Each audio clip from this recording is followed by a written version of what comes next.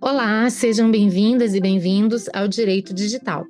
Este é um podcast apresentado por mim, Ana Frazão, professora de Direito Comercial e Econômico da Universidade de Brasília, e por Caitlin Mulholland, professora de Direito Civil da PUC do Rio de Janeiro. Este é um espaço de debate sobre os diversos temas que envolvem a nossa vida cotidiana, que está cada vez mais digital.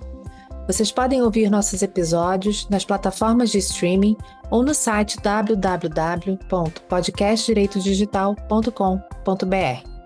Nesse episódio, vamos falar sobre a arquitetura enganosa das plataformas digitais.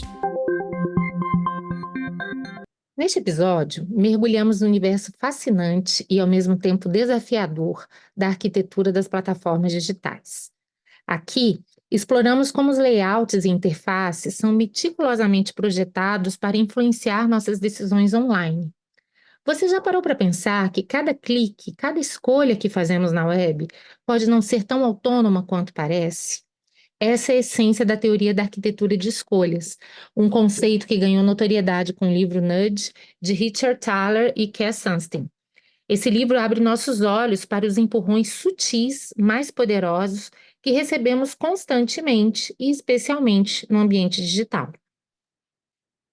Mas o que acontece quando esses nudges se voltam para o lado obscuro? Quando, em vez de nos auxiliar, eles são utilizados para manipular nossas escolhas, levando-nos a tomar decisões que, sob circunstâncias diferentes, talvez evitássemos.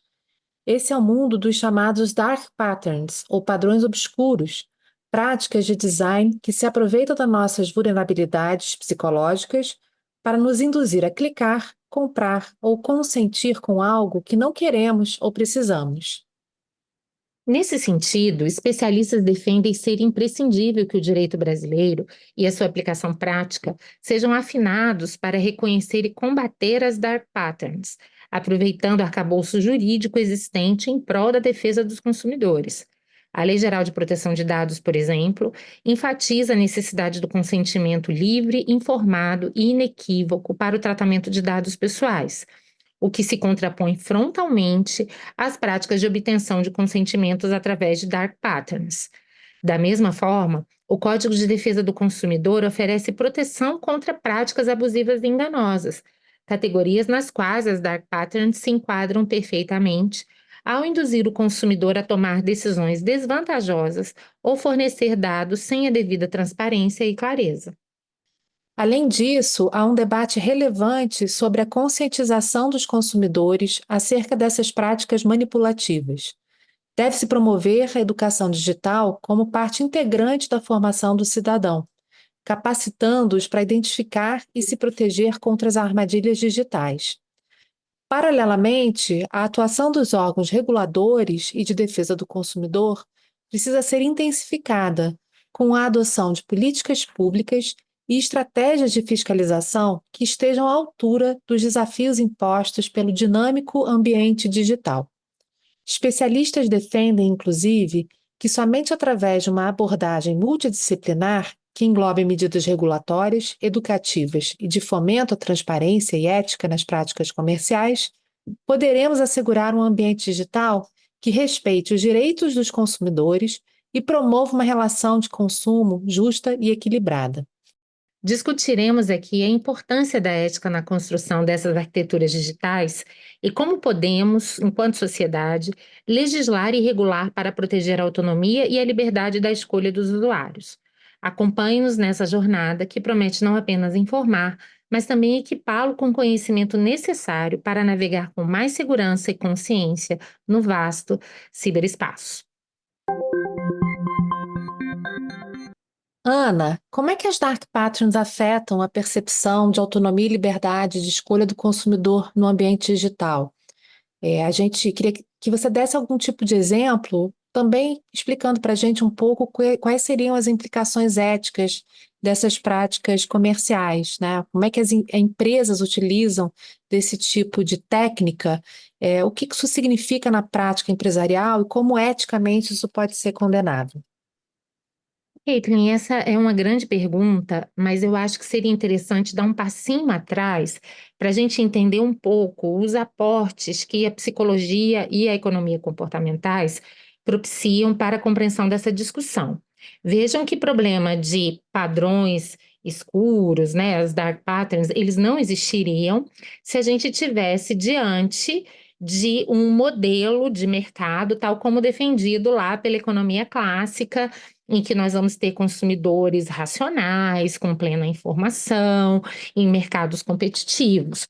Aqui, na verdade, nós estamos diante de um primeiro problema. Todas essas premissas, elas são descoladas da realidade, mas a premissa da racionalidade do consumidor é extremamente descolada, porque hoje a gente sabe que as pessoas elas apresentam inúmeras limitações de racionalidade que vão poder ser exploradas por agentes econômicos e políticos em diversas dimensões. Tanto é assim que a gente começa o episódio se referindo aos nudges, que seriam empurrõezinhos, empurrõezinhos para nos ajudar a suprir muitas das nossas limitações de racionalidade e tomar a melhor decisão, especialmente diante de circunstâncias como decisões a longo prazo, decisões extremamente complexas, decisões que envolvem, por exemplo, perdas no presente em prol de ganhos no futuro, como é o caso, por exemplo, de poupar para a Previdência e tantas outras coisas. Então, a ideia do nudge foi pensada assim: diante das limitações de racionalidade, será que a gente não pode ajudar as pessoas, dar um empurrãozinho para que elas tomem a melhor decisão? E mesmo quando se pensou nesse nudge do bem, ainda assim houve uma grande discussão, e eu acho que o Sunstein e o Thaler são exemplos disso, para assentar o que eles chamariam de um paternalismo libertário, quer dizer, essa ajuda jamais poderia comprometer a autonomia do indivíduo. Então, ela, a todo momento, ela deveria estar lá para auxiliá-lo, mas sem em nenhum momento procurar instrumentalizá-lo ou de alguma maneira restringir o seu livre-arbítrio. Posso pegar um exemplo, Ana, que você Claro, comentou e que está no livro, né, dos dois, do Thaler e do Sunstein, o Nudge, né? Que é o exemplo do desconto em folha, não, no Brasil não, né, mas nos Estados Unidos, o desconto em folha de pagamento de uma contribuição que seria concedida para fins de previdência, né, para fins da aposentadoria.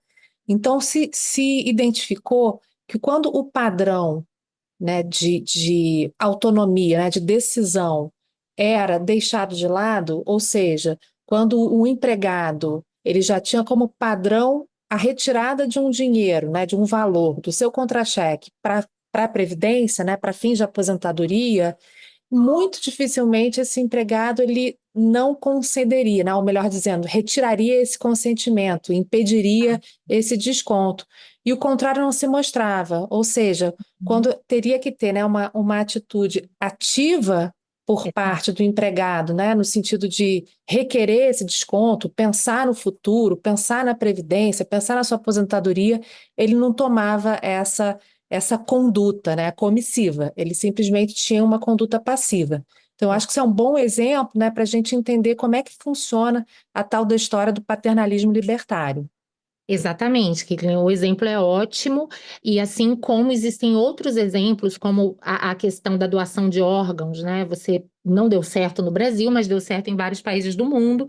Presume-se que na omissão todos são doadores, e se você não quiser ser doador, você então manifesta a sua vontade em sentido contrário. E aqui é interessante entender também o porquê disso. É porque o nudge, nesse caso específico, ele trabalha com uma limitação de racionalidade e de comportamento que muitos economistas comportamentais definem como o princípio da inércia, ou seja, sempre que há uma decisão difícil, muitas vezes a tendência natural do ser humano é não tomar essa decisão. Então, às vezes é interessante você tomar ou antecipar essa decisão para ele, claro, quando parte da premissa que isso é bom para ele, isso é bom para a sociedade, há razões muito claras para que aquilo aconteça e sempre se assegure a ele a possibilidade, claro, de não concordando, aí sim, manifestar a sua vontade no sentido contrário. Mas o exemplo é muito bom para mostrar que, sim, esses nudges, esses empurrõezinhos, eles podem ser importantes, mas ao mesmo tempo precisam ser utilizados com cautela. E na prática, o que tem acontecido na atualidade é que estamos vendo a aplicação desses nudges via arquitetura de plataforma e não para o bem do consumidor ou da pessoa, nem pensado no âmbito individual, nem pensado no âmbito coletivo, mas sim para aumentar os lucros dos agentes econômicos que se exploram disso. Então, vejam que aqui a gente começa a ter uma série de problemas que se acumulam. A gente já está diante de uma realidade em que, mesmo no mundo concreto, ou seja, fora do mundo virtual, não se cogita mais de soberania do consumidor há muito tempo. Como eu disse, o consumidor não é racional, muitas vezes as assimetrias informacionais são imensas, não há concorrência, então, se tem alguém que me explora, não necessariamente eu vou conseguir desviar minha demanda para um outro agente. E, às vezes, mesmo quando há algum tipo de concorrência, há os chamados switching costs, que são os custos da mudança. Então, é errado imaginar que o consumidor sempre identificaria essas dark patterns e conseguiria reagir soberanamente todas as vezes em que um agente econômico quisesse explorá-lo indevidamente. Por outro lado, o que a gente percebeu? Que no mundo real, a arquitetura, ela importa. Tem arquiteturas que facilitam o convívio humano, tem outras que separam, tem arquiteturas que propiciam determinados comportamentos, desencorajam outros. Há também muitos exemplos interessantes, às vezes alterar a ordem dos alimentos, esse experimento já foi feito, né, nas escolas norte-americanas. Se você coloca, logo que o estudante começa a fazer, a escolher os seus alimentos ali na bandeja, mais alimentos naturais, é comprovado que ele acaba comendo melhor do que se logo no início ele está diante de alimentos gordurosos, ultraprocessados, ele vai tender a pegar aqueles primeiro e muitas vezes quando chegar nos alimentos saudáveis, ele já não terá mais espaço para aqueles alimentos. Então, isso mostra que a arquitetura, sob vários motivos, ela pode ser vista também como um nudge, como um empurrãozinho, como uma forma de incentivo ou desincentivo ao comportamento. E, basicamente, a Dark Pattern é a adaptação de tudo isso que a gente está falando, que, de certa forma, já acontece no mundo real, para o mundo digital. E no mundo digital, obviamente, não há as limitações do mundo material. Então, essa arquitetura, ela passa a ter possibilidades muito maiores do que as possibilidades da arquitetura no mundo real.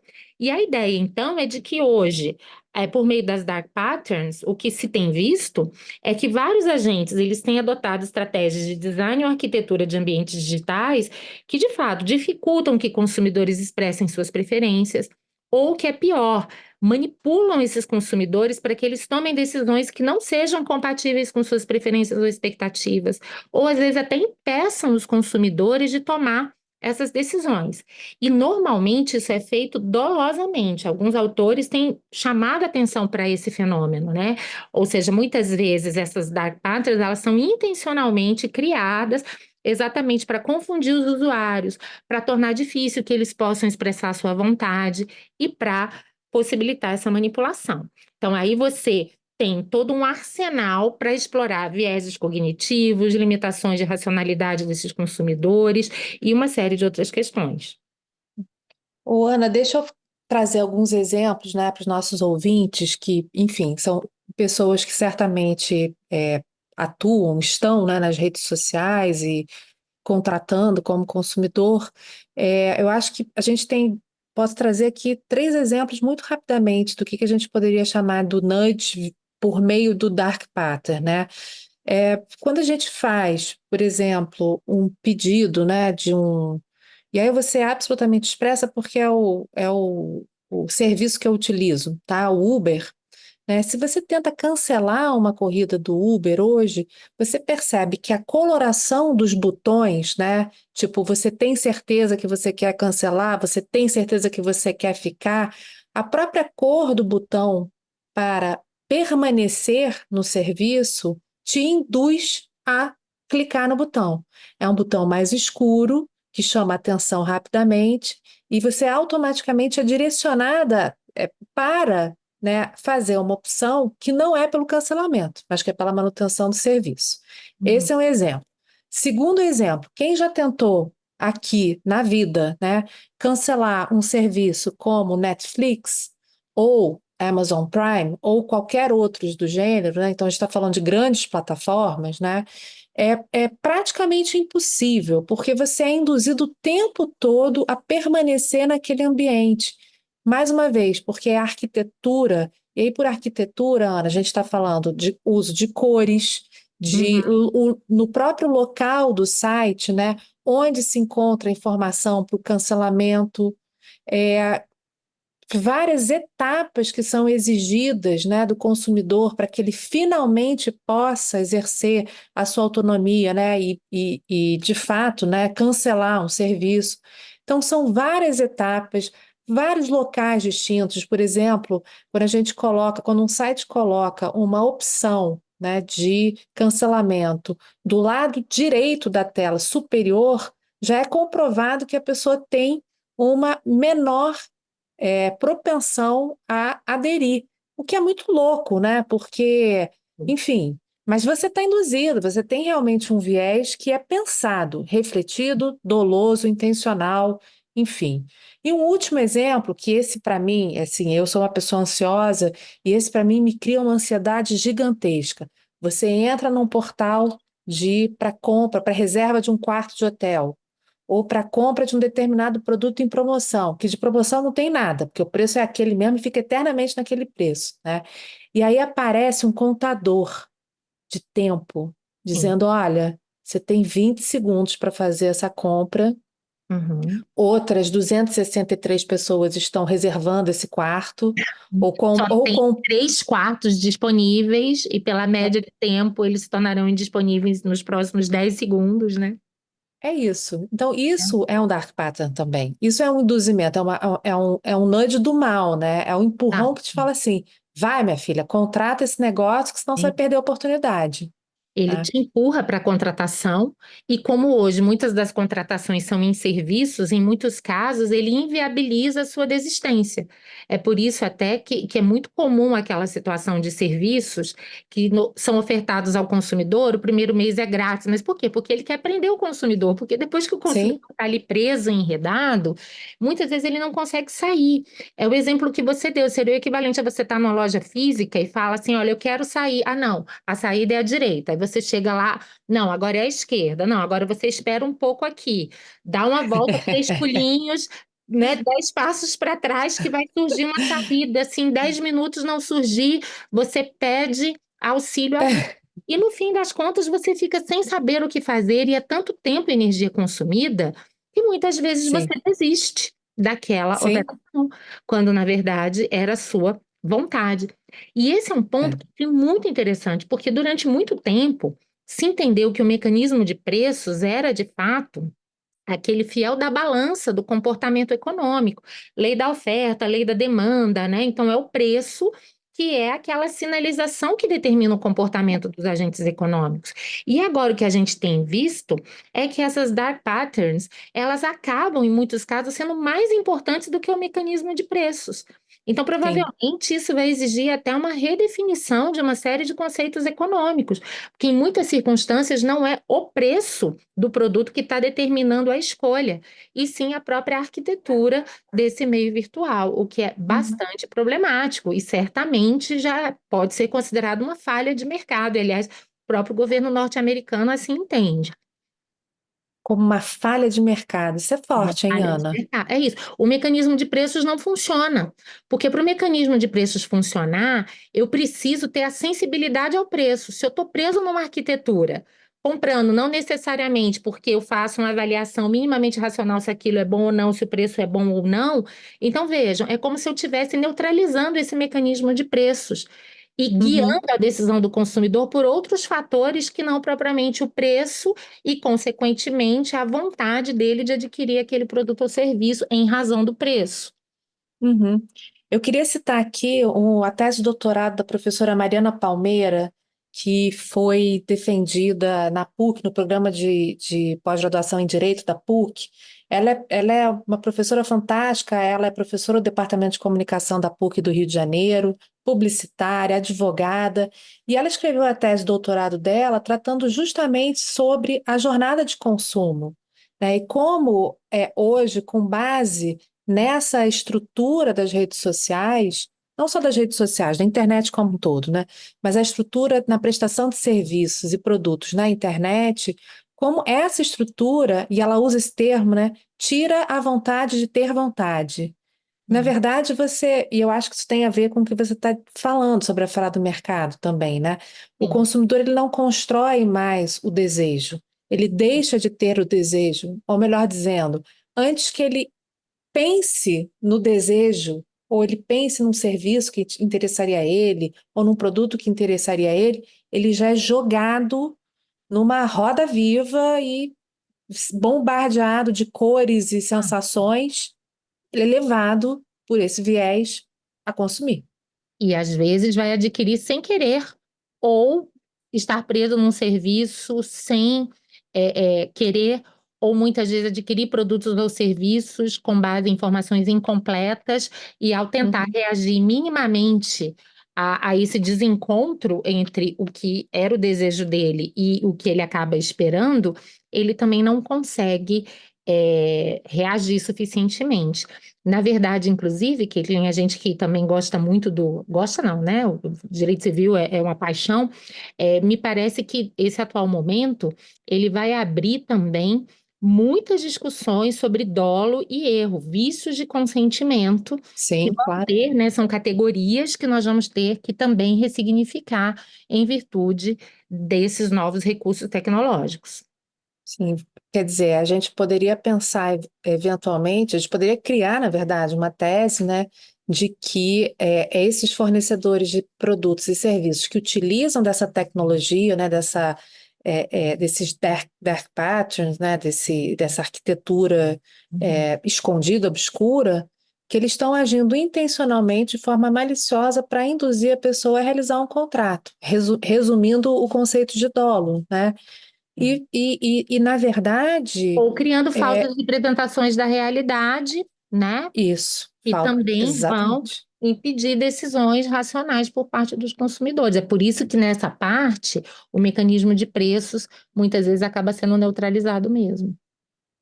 Que coisa, né? E às vezes a gente é pego realmente nessa situação, né? Que é circular mesmo, né?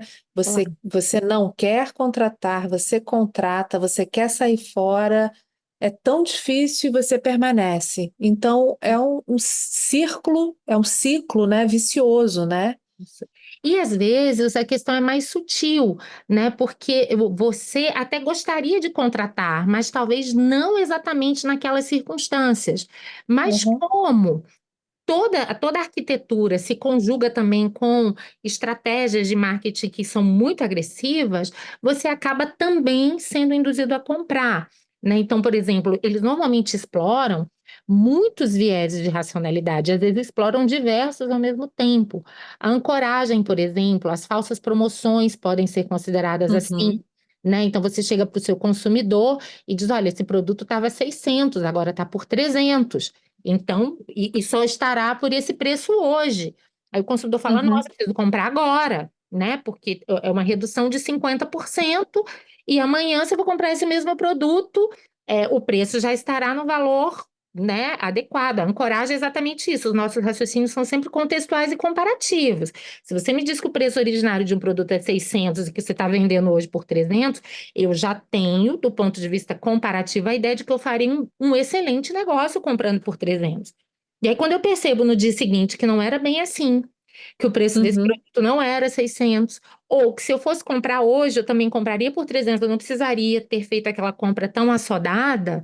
Então, vejam, ali você Sim. acaba despertando uma série de gatilhos, explorando muitas limitações de racionalidade do consumidor para que ele consuma o mais possível e no menor tempo possível, né? Então, você se aproveita também dos impulsos e de uma série de outras características que podem ser potencializadas no mundo virtual.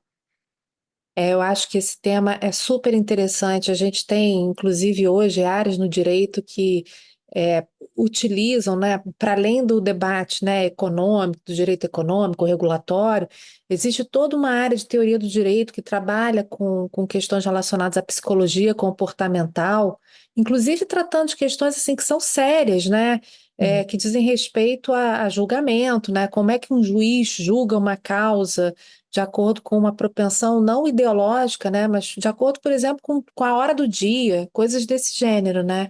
Então, Uhum. acho que quando você utiliza, né, quando a gente pensa nesse estudo específico, né, de psicologia comportamental com arquitetura é, na internet, né, de um site, é, um marketing agressivo, e por que não dizer, né, uma propaganda abusiva mesmo, né, Uhum. conceituada lá no Código de Defesa do Consumidor, por que que a gente não Sim, pode pensar, né, nesses termos? A gente tem, quando a gente junta tudo isso, a gente tem uma bomba relógio, na verdade, né? Você tem ali relógio. né? Você tem a possibilidade ali de um incremento no consumo, mais dinheiro para o fornecedor, mais consumidores presos na rede e os pobres coitados, eu sou uma pobre coitada junto, né? É todos nós Confesso, também. todos nós, pobres coitados presos naquela rede sem conseguir sair. Isso Exato. é, E é é muito preso triste. mesmo, Caitlin, porque há estudos que mostram, claro que o tema ainda é novo, então agora que ele está começando a despertar uma atenção maior, inclusive de cientistas, psicólogos, mas há estudos que mostram que uma dark pattern suave pode aumentar em dobro a probabilidade de que uma pessoa contrate um serviço dúbio, tá? Ou Olha seja, só, um serviço que ela não contrataria racionalmente. E se for uma agressiva, essa probabilidade pode aumentar em 4 vezes. E ainda tem olha. um detalhe, dependendo do público, por exemplo, para o público mais educado, as dark patterns suaves funcionam mais. Público menos educado, as mais agressivas. As mais Uhum, agressivas apresentam um certo risco de retaliação quando o consumidor sabe. Já as suaves, não, porque às vezes o consumidor continua sem saber. Então, há realmente aí uma miríade de situações, né? Mas eu acho que todas elas têm um fio condutor comum. A gente está uhum, cruzando a fronteira do que é uma propaganda, do que é uma influência, e já está na manipulação, no dolo, no induzimento malicioso. E mais do que uhum. isso, a gente está fazendo com que, não, ao contrário de ser um mecanismo de preço, sejam essas estratégias de arquitetura que acabem sendo determinantes na aquisição de produtos e serviços, né? E aí é como a gente falou no início do episódio. O Código de Defesa do Consumidor já proíbe esse tipo de prática. Então, a gente, né, vai poder até pensar em que medida vamos precisar de regulação nova ou não para isso, mas fato é que quando a gente analisa hoje LGPD, legislação antitruste para agentes que têm posição dominante, né, e uma das formas de abuso de poder econômico é a exploração de consumidores. É, Uhum, quando a gente analisa o Código de Defesa do Consumidor, vejo que, sob diversos ângulos, essas práticas não podem ser admitidas, né? sim. E depois, agora que temos o direito à proteção de dados como um direito fundamental, e que sabemos que um dos desdobramentos desse direito é exatamente o direito ao livre-arbítrio, o direito de não ser manipulado para nenhum propósito. Então, obviamente que aqui a gente ainda tem uma dimensão constitucional muito importante dessa discussão. Então você considera, pelo menos eu considero dessa forma, queria até saber de você, que não é necessário, não é absolutamente necessário um novo tipo, uma nova lei ou uma regulamentação específica para tratar dessas questões relacionadas ao uso de dark patterns.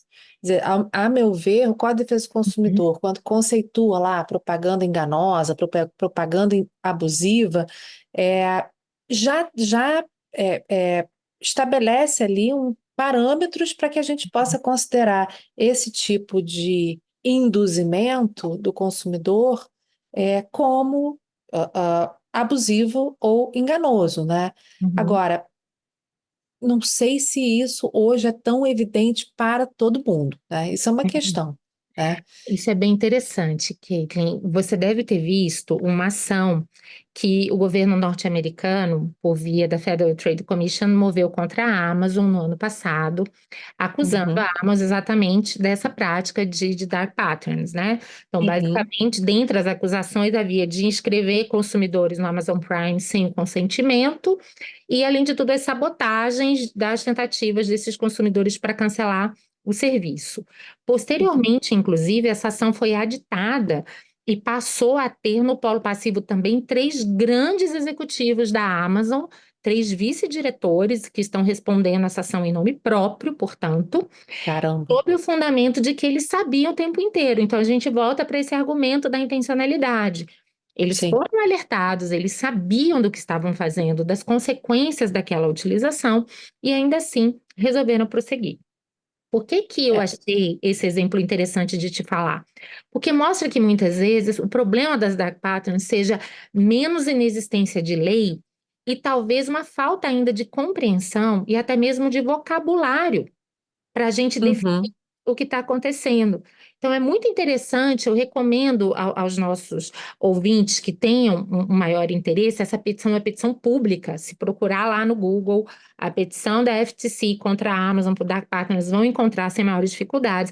E aí vocês vão ver as diversas maneiras, né? O que eles chamam de subscrição não obrigatória, ação forçada, que é a utilização de elementos de design que vão requerer do usuário a prática de determinadas ações no caso, direcionavam indevidamente o consumidor para subscrever o Prime, antes mesmo dele poder fazer uma compra independente.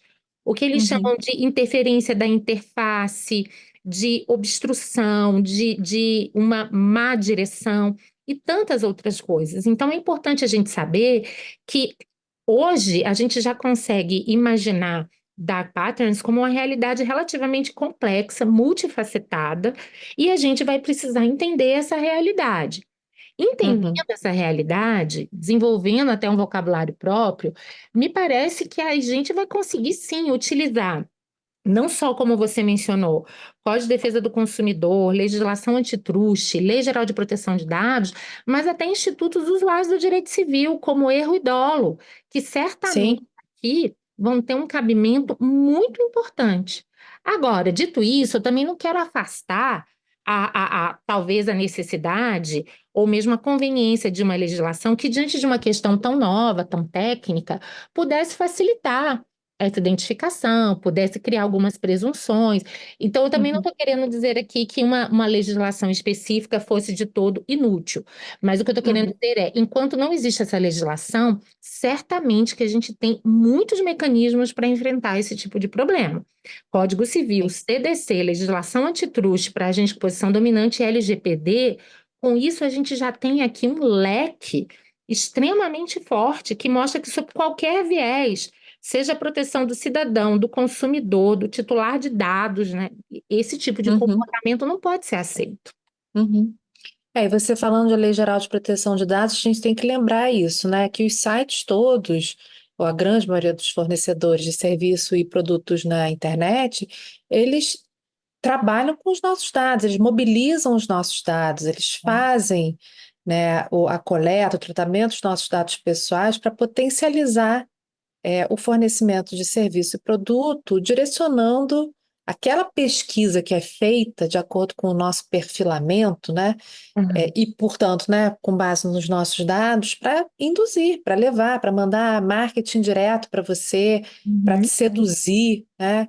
Então, acho que aí também é muito bem-vinda, né, a regulação de proteção de dados do país, porque é mais uma camada que a gente tem para além do direito econômico regulatório, né? E aí eu estou incluindo o consumidor aí, é mais uma fileirinha de proteção, né? uhum. Agora E sim. deixa eu só fazer uma observação, porque esse ponto que você falou, ele é muito importante. E aí a gente vê o potencial da Dark Pátria, né? Porque uma coisa é a gente explorar limitações de racionalidade e utilizar a arquitetura para explorar isso de uma forma geral. A rigor, isso Uhum, no mundo real já existe há muito tempo. Por que que os supermercados muitas vezes colocam os produtos caros logo no início? É mais fácil para o consumidor. Para ele comprar o pão ou o arroz, ele vai ter que é. passar por inúmeras gôndolas com inúmeros produtos mais caros, Porque se sabe que essa arquitetura incentiva mais. Por que que quando a gente chega ali com o carrinho no caixa, existem aqueles produtinhos específicos que ficam perto do caixa? Porque eles sabem que É, enquanto você está ali na fila, aquele produto, pensando na vida, né, é aquele que vai ter uma maior propensão. Então, vejam, essas estratégias, muitas das quais até lícitas, né, uhum, elas, enfim, já são utilizadas há bastante tempo. Mas uma coisa é quando elas são utilizadas como estratégias de massa, que é o que acontece com o supermercado. Ele exato. coloca aquilo ali para qualquer tipo de consumidor, partindo de um padrão de comportamento médio. Outra coisa é o que você disse, quando existem agentes econômicos que nos conhecem, às vezes, mais do que nós mesmos. Então, eles Sim. conseguem modular e adaptar aquelas estratégias para nós, explorando claramente nossas vulnerabilidades. Então, Uhum. aqui o potencial é muito maior do que qualquer arquitetura do mundo real, né? Chega quase que sim, a gente está dando esses exemplos para facilitar a compreensão dos nossos ouvintes, mas na verdade chega um determinado ponto que nem tem mais como fazer uma comparação possível, porque o Sim. mundo virtual, de fato, potencializa demais as possibilidades de abuso. Eu estou lembrando aqui dos comerciantes de Instagram, né? Quem nunca foi vítima, né? Você fica ali procurando alguma coisa, vendo, curtindo, né? Isso tudo é comportamento que gera algum tipo de dado que vai ser tratado pelo fornecedor e que vai gerar receita lá na frente, né? Então, Uhum, quantas vezes, né, a gente rodando, né, aquele dedo para cima, vendo o, o feed, né, do teu Instagram, quantas vezes você já não se depara a cada post, a cada cinco, seis posts, uma uhum, propaganda de um produto que você está procurando, né? Você tá de fato assim, eu estou procurando aquele produto, mas você é tão bombardeado o tempo todo, olha, compra aqui, compra aqui, compra aqui, comigo tá mais barato. É o mesmo fornecedor, é o mesmo produtor, às vezes são pessoas que não são nem concorrentes, mas é uma grande distribuidora com nomes diversos, vendendo o mesmo produto e te induzindo e te dando a ideia de concorrência também, né? Isso é muito louco, que você tem uma uhum. falsa concorrência, né, na verdade. Então Exato. você escolhe um fornecedor porque ele tem 10 centavos mais barato, mas não é, né? Na verdade, no final das contas, é o mesmo fornecedor dos cinco feeds acima, das cinco Às vezes postagens ele é acima. 10 centavos mais barato, mas cobra mais no frete. No fim das contas, mesmo sendo mais barato, você está pagando mais no valor total, né? É. E olha que a gente nem introduziu aqui na nossa conversa um outro assunto, que é a questão dos preços dinâmicos, né? Aqueles preços que não só Sim, são personalizados, como variam, porque aí, né, eu acho que a gente até pode depois fazer um episódio só para esse tema, que eu particularmente acho fascinante, porque quando você une a questão das dark patterns, né, com uma precificação personalizada e, além de tudo, dinâmica, então as possibilidades de abuso do consumidor são realmente infinitas. É tipo assim, vamos vamos dar tirar nome aos até o couro, bois. né? Vamos dar nome aos bois, vamos falar. Quantas vezes você já não está ali no final da noite, num barzinho, num lugar que você sabe que está vazio, com a bateria do seu celular a 10%, precisando pegar um carro de aplicativo, e aí entra nesse modo de precificação modulada, e aí você está literalmente no desespero e você contrata. É, é claro, tem uma vontade, tem um desejo, eu preciso sair daquele lugar e ir para outro lugar, né? Tem o desejo da locomoção, mas sem dúvida nenhuma existe uma prática, a meu ver, abusiva, que é você precificar o mesmo produto ou o mesmo serviço para pessoas diferentes com base nos dados que estão sendo coletados pelo fornecedor do serviço, né? Exatamente. Dados como, nesse caso específico, bateria, carga da bateria, Carga da bateria, localização. né? Porque se é um dado racional, objetivo e de certa forma impessoal, dizer, olha, tem uma demanda muito grande para esse local. A rigor, pelo menos do ponto de vista econômico, você poderia sustentar aí um Sim. aumento dinâmico naquela janela e por aquelas razões econômicas. Mas por questões absolutamente pessoais, porque eu sei que o indivíduo está com 10% de bateria e ou ele contrata aquilo naquele minuto, ou ele perde a Ou ele oportunidade vai a pé para casa? vai a pé para casa, né? Então, de fato, aqui a gente está com um tema que é bastante delicado, inclusive a questão da precificação dinâmica, ela hoje está se estendendo para vários mercados, né? Não vamos nem falar de Uhum, passagem aérea, já há várias tentativas do varejo incorporar essas coisas, uhum. cadeias de alimentação e etc. Então, quando a gente for combinando esses aspectos, de fato, a gente pode ter aí uma combinação bastante explosiva. Sim, sim. Agora, bom, a gente está diante aqui de um diagnóstico, né? A gente sabe que tem arquitetura, dos sites, dos fornecedores, arquitetura verdadeira, que tem as cores diferentes. O dia que a internet tiver cheiro, vão ter os cheiros diferentes que vão sair do nosso computador para induzir a gente. E tem, enfim, tem questões que são já há muito tempo estudadas, né, de psicologia comportamental, o conceito de nudge, o conceito de padrões obscuros. Tudo isso a gente está aprendendo um pouco mais a cada dia. Mas eu estou falando da gente, né, que se interessa pelo tema, que está ali no cotidiano, estudando, buscando informação. Como Sim. é que a gente pode educar a população? Você acha que a educação digital é um ponto fundamental, inclusive no que diz respeito a processos legislativos outros, de regulação, inclusive, ou de inclusão, né, dessas pessoas nesse mercado? Vamos falar um pouco sobre isso? Cada vez mais eu acho isso fundamental. Até porque o que que acontece? As narrativas que nos são passadas sobre o funcionamento de muitas dessas plataformas e que encontram um grande eco na imprensa, na grande imprensa, e todos nós sabemos, né, dos vínculos entre poder econômico e poder de comunicação, elas são sempre no sentido de que esses modelos são muito bons para o consumidor, que tudo ali é feito pensando no consumidor. Então, isso cria uma espécie de das duas, uma, ou o modelo é bom, ou então esse é o preço a pagar para usufruir de outras eficiências, o que também é uma narrativa muito difundida. E para Sim. a gente conseguir, de fato, entender isso, não há outra alternativa senão informação. Informação para saber do que estamos falando e até para conseguir entender os interesses que estão por trás dessas narrativas e, consequentemente, poder contestar essas narrativas. Uhum. Então, vejam que a Amazon, inclusive, diante dessa ação da FTC, ela deu várias declarações dizendo que não tem problema nenhum, que ela sempre está defendendo o consumidor e ela está no papel dela, né? Sim, Obviamente que a grande questão é, nós temos uma massa crítica para é entender isso. o que está acontecendo.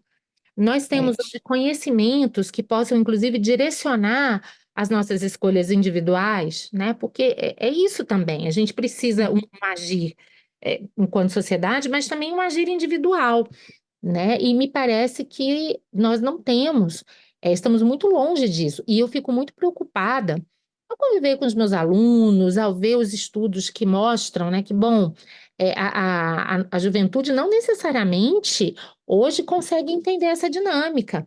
Sim. Muitos dos nossos jovens não conseguem diferenciar fato de versão, não conseguem entender todas essas nuances e complexidades que estão por trás do mundo virtual. Então, Uhum. sem dúvida nenhuma que sem uma cidadania digital, isso não vai acontecer. Agora, dito isso, precisamos também aqui de regulação, seja, né? Ou seja, Sim. a cidadania é um processo lento, ela é gradual, mas ela ainda enfatiza muito, né, nesse suposto empoderamento do cidadão e do consumidor. E a Dark Pattern, de certa forma, ela é dizer, olha, o consumidor, ele está refém. Porque quando ele está preso numa arquitetura, é quase que dizer, ele pode ter conhecimento, ele pode ter esse grau de cidadania digital, mas é como se ele tivesse preso virtualmente e não vai ter o que ser feito. É como se ela neutralizasse a capacidade de ação. Então, a gente vê que talvez nesse tema as possibilidades de uma cidadania digital sejam mais restritas do que em outros, né? Talvez aqui, mesmo eu tendo conhecimento, eu não consiga reagir. E é por isso que a Uhum. gente vai ter que pensar em utilizar as regulações já existentes, como a gente já mencionou, ou quem sabe pensar em outras regulações, ou pensar em ações coletivas, porque temos visto essas dark patterns sendo utilizadas com muita largueza e extensão. E a questão Uhum. é, a gente vai esperar que cada consumidor individualmente Não, isso é pense impossível. nisso? Impossível. Os custos de uma ação O custo é individual muito alto. é O muito custo é muito alto, alto. né? Então, obviamente que aí ao lado de cidadania digital, uma conscientização das instituições que protegem o consumidor, Ministério Público Federal, então, quer dizer, eu acho que vai ser um combo aí, né? Vamos Uhum. para aplicar essa regulação. Parte dessa disputa, ao meu ver, terá que acontecer na justiça, e se a gente não conseguir desenvolver é, instrumentos coletivos para essa litigância, eu acho que a gente vai nadar contra a corrente, né? A gente vai demorar muito tempo para conseguir algum tipo de modificação. Então, pelo que eu estou entendendo da sua posição, sem dúvida nenhuma é a minha, a gente poderia pensar, né, no tratamento, desse direito do consumidor potencialmente violado, né, dele tomar uma decisão sendo induzido por conta de uma arquitetura de um sistema, só vai ter, de fato, um resultado prático, né, no sentido de proteção desse consumidor, se a gente estiver pensando no coletivo, na coletividade. E aí eu acho o seguinte, Ana, a gente tem tantas agências regulatórias e autoridades, né? A gente tem o Senacom, que é a Secretaria Nacional de Consumo, a gente tem o CAD, que trata das questões regulatórias, e que analisa a lei de antitruste, a gente tem a NPD, que é a Autoridade Nacional de Proteção de Dados. Será que, e o próprio Ministério Público Federal, será que esses órgãos todos não teriam como, né, desenvolver eventualmente uma cartilha de educação mesmo, né? Uma coisa muito simples, que fosse amplamente divulgado e que trouxesse esse tipo de educação digital, de cidadania digital, para as pessoas compreenderem que não só elas têm direitos, né, tutelados, né, na área de consumo, no mundo físico, como também no mundo virtual, e ficarem atentas a essas armadilhas, né, que os dark patterns trazem. Sem dúvida, eu acho que eles têm um papel fundamental de fomento a essa cidadania digital. Me parece que eles têm um papel fundamental também na questão de advocacy, de mostrar para os Sim. agentes econômicos, olha, de acordo com a legislação antitruste, a precificação ou a oferta de produtos, os limites vão até aqui. A partir daqui, eu Uhum. considero que é abusivo e que é ilícito. O mesmo para o Código de Defesa do Consumidor, ou no caso da NPD em relação à questão dos dados pessoais. Mas me parece que, para além disso, enquanto o CAD e a NPD não começarem a se utilizar de sua capacidade de investigação e sancionamento, enquanto o Ministério Público e outras instituições também não começarem a propor ações coletivas, eu acho que a gente não vai conseguir ter realmente expectativas para a solução disso no médio prazo, Caitlin. Até porque a gente tem uma questão também de ética empresarial que está sendo justificada, né, pelos agentes econômicos, né?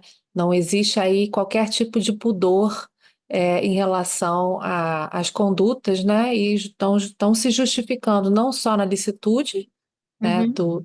do uso desses padrões obscuros, mas também numa ética do próprio negócio, né?